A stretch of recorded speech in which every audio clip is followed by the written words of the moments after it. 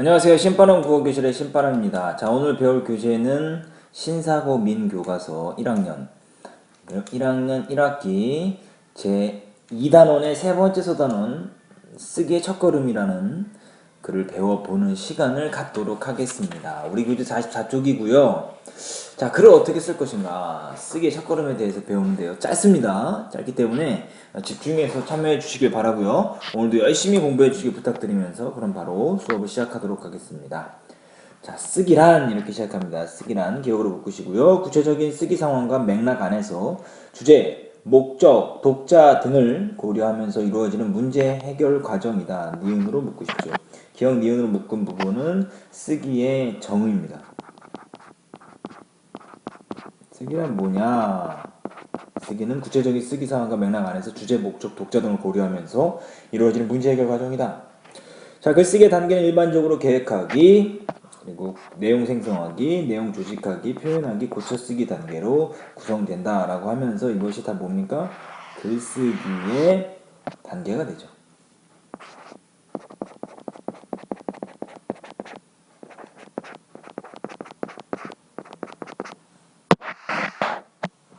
자, 계획하기 단계는 글을 쓰기 전에 주제 및 목적, 예상 독자를 분석하여 글의 틀을 잡는 단계이다.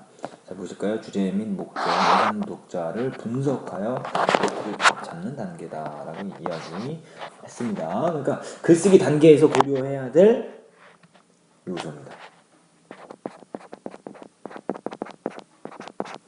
계획 단계죠.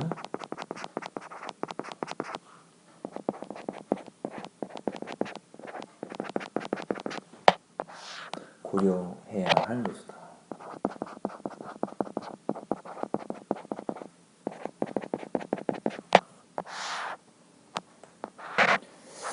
자, 계획 단계에서 뭐를 고려해라? 주제 및 목적, 예상 독자를 분석하여 글을 틀을 잡는 단계이다. 글의 주제란, 그래서 말하고자 하는 중심 생각으로 주제를 정할 때에는 글쓴이의 의도가 독자에게 분명하게 전달될 수 있도록 명확하고 구체적으로 정하는 것이 좋다. 자, 글의 목적은 뭐냐? 글의 주제는 뭐라 그랬어요? 그래서 말하고자 하는 중심 생각이다. 그리고 글의 목적은 뭐냐? 글을 쓰게 된 구체적인 이유다라는 거죠. 글의 주제는 요것이고요. 글의 목적은 요것입니다. 가령 예를 들어 독자를 설득하기 위해 글을 쓸 수도 있고 자신의 체험을 바탕으로 감동을 주기 위한 글을 쓸 수도 있다. 글은 목적에 따라 정보를 전달하는 글. 이게 설명문이겠죠?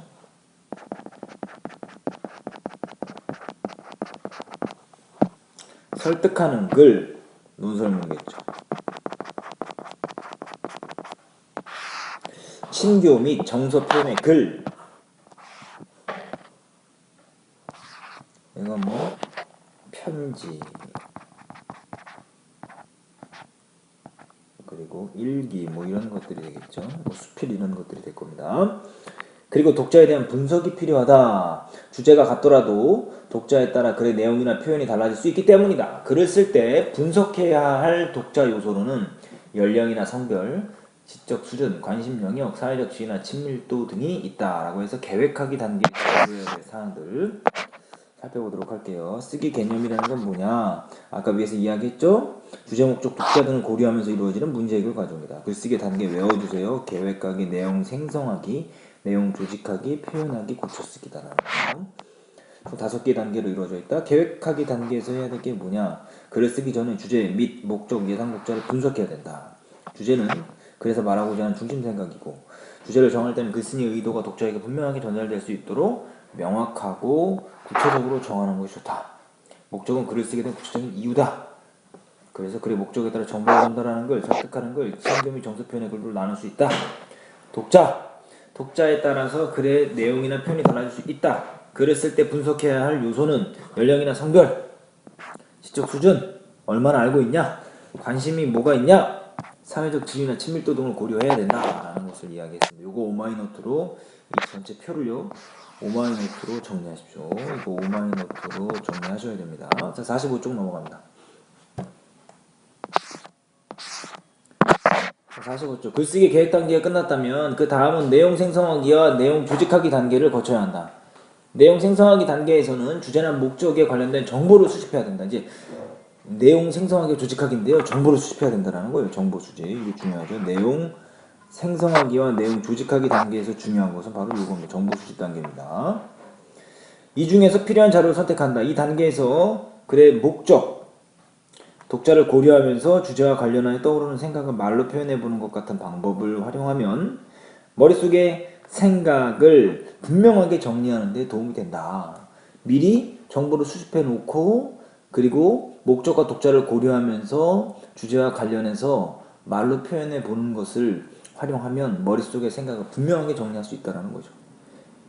내용 조직하기 단계는 앞서 선정된 자료들을 토대로 개요표를 짜거나 내용 구조도를 만드는 단계이다. 이제 개요표를 짭니다. 내용 조직하기 단계에서는 뭘 한다? 개요표를 짜거나 내용 구조도를 만든다라는 거죠. 이 단계에서는 자료를 정리해서 차례를 정하고 선정된 정보를 문단에 맞게 재배치하게 된다. 이때 불필요한 내용을 삭제하고 필요한 내용을 추가하기도 한다. 그리고 마지막으로 표현하기 단계와 고쳐쓰기 단계가 있는데 표현하기 단계는 앞서 계획한 내용을 적절한 단어나 문장으로 표현하고 글을 쓴 다음에 글을 다시 읽으면서 자신의 글쓰기 계획과 비교해서 부적절하거나 부족한 것은 없는지 그리고 어법에 어긋난 부분은 없는지 살피면서 고쳐쓰는 단계가 바로 고쳐쓰기 단계다라고 이야기합니다. 그런데 실제 글쓰기 과정에서는 앞서 배운 단계를 차례차례로 밟아가기도 하지만 때로는 이전 단계나 시작 단계로 되돌아가기도 하는 복합적인 과정을 거치기도 한다라고 이야기합니다. 자, 그렇기 때문에 이거는 뭐라고 그러냐면 회귀적 과정이라고 이야기합니다. 다시 돌아간다는 거죠. 썼다가 다시 앞으로 돌아가기도 한다는 거죠. 따라서 글을 쓸 때는 주제, 목적, 독자를 고려하면서 끊임없이 자신의 글쓰기 과정을 계획하고 점검, 조정하는 능동적인 태도가 필요하다. 그래서 계획하며 글쓰기 과정 1.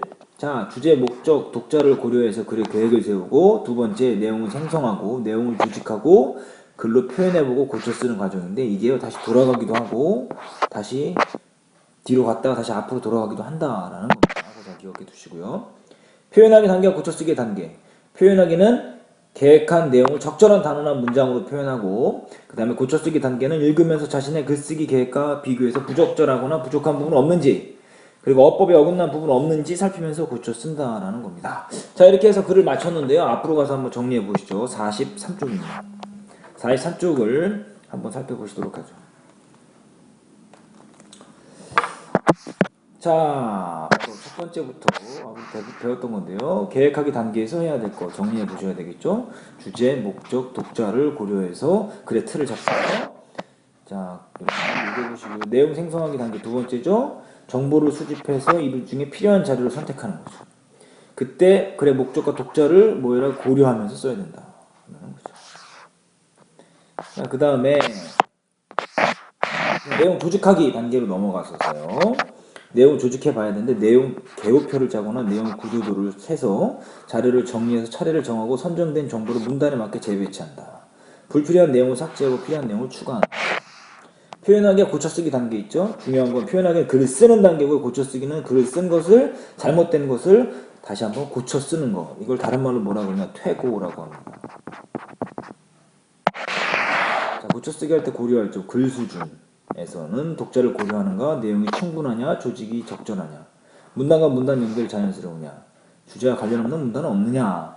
그리고 문단 수준에서는 뒷받침 문장 없이 중심 문장만으로 문단을 작성하지 않았느냐, 중심 문장과 관련이 적은 뒷받침 문장은 없느냐, 문장 수준 높임 표현이나 시간 표현이 바르냐, 문장의 호응 관계가 자연스러우냐, 단어 수준은 불필요한 단어를 쓰지 않았는가, 어법에 맞게 썼는가라는 것 고려해야 되겠죠.